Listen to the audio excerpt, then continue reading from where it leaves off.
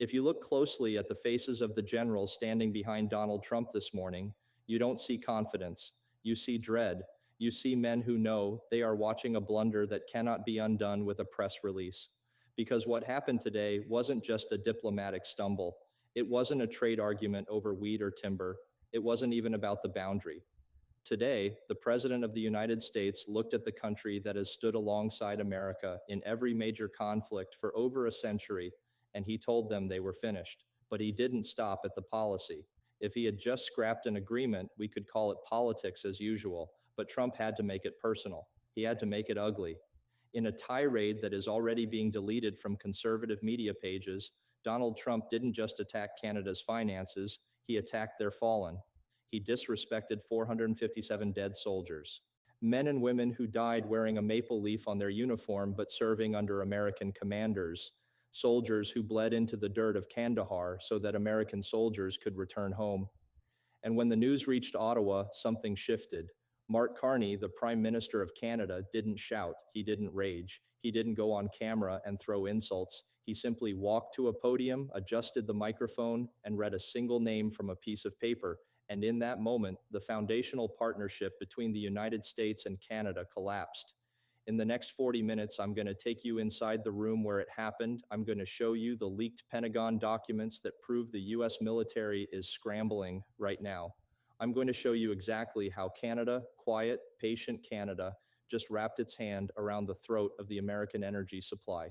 And I'm going to tell you why, for the first time in history, the United States is standing alone in North America. Buckle up, because the world just shifted. Let's go back to 8 a.m. this morning. It started with a question that should have been routine. A journalist from a wire service asked Trump about the stalled conversations on the Arctic security budget. It's a dry subject. It's usually about icebreakers and radar installations, but Trump was already irritated. Sources say he had just walked out of a briefing where his advisors told him he needed Canada. They told him the Northern Corridor was exposed, and you know how Trump reacts when he's told he needs somebody. He turns on them. So he walks out to the chopper and he erupts. He says, Canada's a liability. They are freeloaders. I'm pulling their Tier 1 clearance. They are out of the room. That was shock number one. Tier 1 clearance is the highest level of trust in the Western Alliance. It's what lets a Canadian general sit in Colorado Springs at NORAD and assess whether a nuclear missile is on its way. It's the two eyes of the Five Eyes agreement. Trump just shut one of those eyes, but then the reporter pushed back. She said, Mr. President, Canada invoked Article 5 after 9/11. They went to war alongside us. 158 of them perished in Afghanistan. Doesn't that mean anything? And this is the moment that history will remember. Trump laughed. You can see it in the video. He smirks, waves his hand dismissively, and says, they didn't fight for us. They showed up for a participation trophy. I checked the numbers. 457 guys. That's a rough weekend in Chicago. We don't owe them for poor judgment. It was a terrible arrangement. He called 457 fallen soldiers a terrible arrangement. He called the sacrifice of an entire nation a participation trophy. He wasn't debating tariffs. He was dismissing blood. Now picture yourself as a Canadian mother in Saskatchewan who lost her son in 2008 in a roadside explosion meant for a US convoy. You are watching your screen, and the commander-in-chief of the alliance is laughing at your son's death. The reaction in Ottawa wasn't political, it was visceral. Within 10 minutes, the hashtag number 4457 was trending everywhere, but it wasn't just accounts, it was photographs.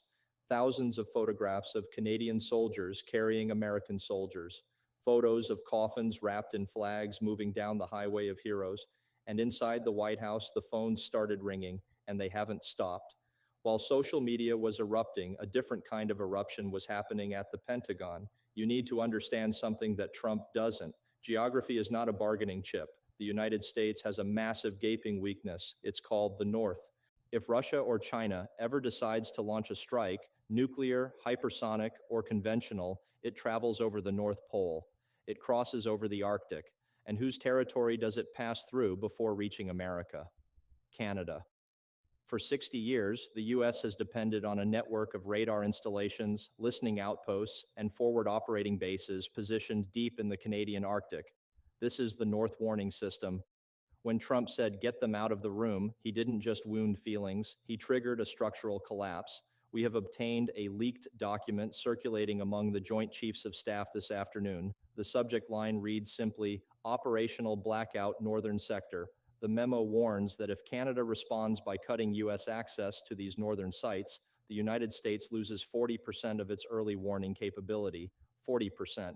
That means if a hypersonic missile is launched, we detect it 15 minutes later than we normally would. In a nuclear exchange, 15 minutes is the difference between stopping the missile and losing New York City. Trump believes he holds all the power because America has the arsenal, but Canada holds the radar and you can't fire at what you cannot see. By midday today, reports confirmed that Canadian officers at NORAD headquarters in Colorado were collecting their belongings. These are men and women who have worked side by side with Americans for decades. One U.S. Air Force colonel speaking without attribution told a journalist, "It felt like a split where the husband throws out the wife but forgets she has the keys to the house. We are locked out of our own security network. This is the disorder Trump created. He traded national safety for a headline. And while he was boasting about strength, the Russian Air Force was undoubtedly watching, making notes, and getting ready to probe exactly how blind we just became." Now let's look at the other side of the board. Mark Carney is not a political figure in the way Trump is a political figure. Trump is a marketing specialist. Carney is a central banker. Trump deals in drama. Carney deals in exposure. Carney ran the Bank of England. He ran the Bank of Canada. He studies economies for a profession. He knows precisely where the pressure points are. When the story of the insult broke, everyone expected Carney to explode. Everyone anticipated a passionate address about national pride. Instead, he traveled to the War Museum in Ottawa. He stood in front of the tomb of the unknown soldier. He didn't mention Trump's name. He didn't reference the trade dispute. He simply said to the families of the 457, "Your sacrifice secured the freedom of two nations. If our neighbor has forgotten the cost of that freedom, then we must remind them of its worth." And then he dropped the hammer. Carney announced Operation Sovereign North. It sounds like a military exercise. It isn't. It's an economic stranglehold. The energy audit.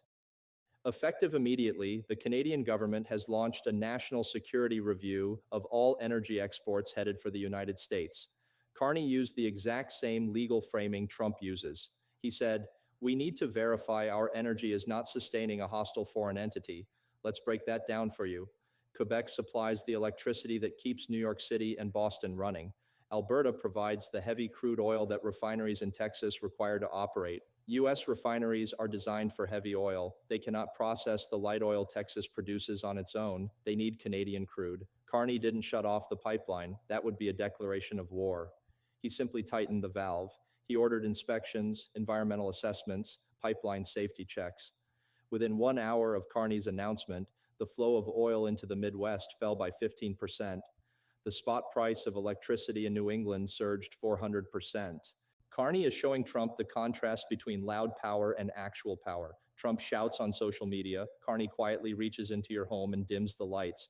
He is betting that the American public, and specifically the American donors who fund Trump's campaigns, will feel the damage in their wallets long before Canada feels the sting of the insult. Economic pain is one thing, but Trump has forfeited something today that money cannot restore. He lost the warrior class. Check your feed. It's not just progressives who are enraged. It's Marines, it's Green Berets, it's the men who have "Don't Tread on Me" decals on their vehicles. They are livid. Why?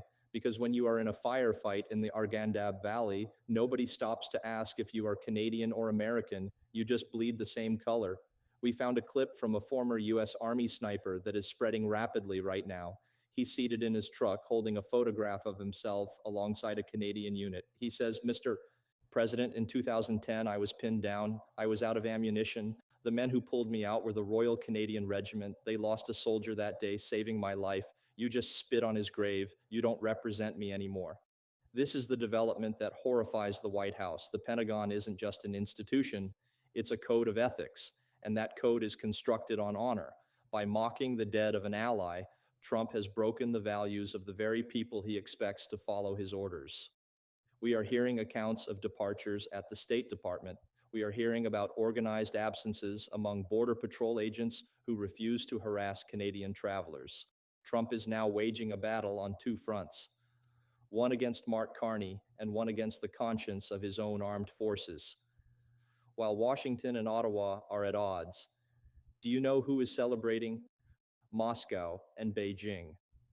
For 2 decades, Russia has been attempting to fracture the North American partnership. They have sent operatives, they have launched cyber intrusions, they have run disinformation campaigns, but they never broke through. The connection was too deep. Today, Donald Trump accomplished for Vladimir Putin what Putin could never manage on his own. He shattered the shield, the Russian bomber flight. Just 2 hours ago, NORAD, now operating in disarray, detected 4 Russian Bear bombers approaching the Alaskan Air Defense Identification Zone. Under normal circumstances, US and Canadian jets would launch together to intercept them.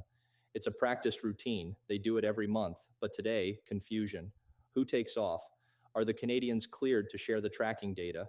Is the encrypted connection working? The bombers turned around before crossing into airspace, but the signal was unmistakable. Russia was checking the lock, and they discovered it was open. Meanwhile, China just issued a statement. It was brief and diplomatic. It invited Prime Minister Carney to Beijing next week to talk about stability and rare earth resources. This is the worst case scenario. If Canada pulls away from the US, they don't simply vanish. They move towards someone else. Canada holds the uranium. Canada holds the lithium. Canada holds the fresh water. If Carney concludes that the US is an unreliable ally and he signs an economic agreement with Europe or Asia to replace the American market, the US forfeits its resource reserve. Trump believes he is cornering Canada. In reality, he is cornering America. He is transforming Fortress North America into a structure divided against itself. You might be sitting there thinking, I don't follow geopolitics. I just want fuel costs to stay manageable. Well, I have difficult news for you. The US economy is an engine. Canada is the lubricant. You don't notice the lubricant until it runs dry and the engine stalls. Here is what unfolds in the next 72 hours if this isn't resolved. First, the auto industry. A vehicle assembled in Detroit crosses the border 7 times before it is complete. Components travel back and forth. If the border slows because of security screenings, the plants in Michigan, Ohio, and Tennessee go dark. Ford and GM have already distributed internal warnings about critical supply chain disruption. Second, the food supply. Canada is the largest destination for American agricultural products. If Carney decides to place a retaliatory duty on American dairy, grain, or cattle, or if he simply discovers safety concerns to hold them back, American growers lose billions instantly. Third, inflation. We are already battling rising costs. Now imagine if the price of timber, aluminum, and fuel climbs 20% because Trump needed to make a statement. This isn't just a political debate. This is an attack on your household. Every time Trump humiliates an ally, the risk of being an American partner goes up. Businesses pull back investment. Deals get abandoned. The world begins searching for substitutes for the dollar. Carney understands this. That's why he appears unruffled. He knows that economics always outlasts rhetoric. He is waiting for the American stock market to force Trump's hand. So where does this conclude? The clock is running. Scenario A, the reversal. Unlikely. Trump's inner circle persuades him that the market slide is damaging his approval numbers. He posts a message saying he respects the Canadian people, but governments need to contribute fairly. He quietly reinstates the Tier 1 status late on a Friday night. The harm is real, but the crisis is contained. Probability 20%. Trump despises acknowledging errors. Scenario B, the escalation probable. Trump observes the backlash and doubles down. He blames Carney of meddling in U.S. domestic matters by squeezing the energy corridor. He declares a national emergency at the northern crossing. He dispatches personnel to the border checkpoints. This is the point where the unguarded border becomes a fortified line. Commerce halts. The contraction begins at once. Probability 50%. This follows Trump's history. Scenario C, the fracture, the dangerous new reality. Carney determines that the U.S. is a failing power. He accelerates the separation. Canada builds deeper connections with the EU and the Pacific. The U.S. becomes an island, embittered, disconnected, and encircled by former partners who no longer trust its commitments. The Arctic turns into a contested frontier. The NORAD partnership formally ends. Probability 30% and climbing every hour. History is full of alliances that crumbled. Rome and its provinces, Britain and its territories, but they typically dissolve over territory or wealth or ideology. It is rare, genuinely rare, for a partnership to end because of pure, deliberate contempt. Donald Trump wanted to appear dominant today. He wanted to signal to the world that he is indebted to no one. But in doing so, he exposed precisely what he is. He is a man who looks at a grave and sees a bad transaction. He is a man who looks at an ally and sees a vulnerability. Mark Carney didn't need to win this confrontation with rhetoric. He didn't need to raise his voice. He simply had to stand beside the truth. The truth is that 457 Canadians didn't die for a participation trophy. They died for us. They died for you. And today, for the first time in our shared story, we didn't say thank you. We said, get out. If you are watching this and you feel that hollow ache in your chest, that sensation that something irreplaceable has been shattered, you are correct. The map didn't shift today. The character of the country did. I want to hear from you, especially if you served. Is this alliance worth preserving, or has Trump finally crossed the line for good? Do you stand with the 457 or do you stand with the insult? Leave it in the comments. I'll be reading everyone. And subscribe because tomorrow is going to be even harder. This is history.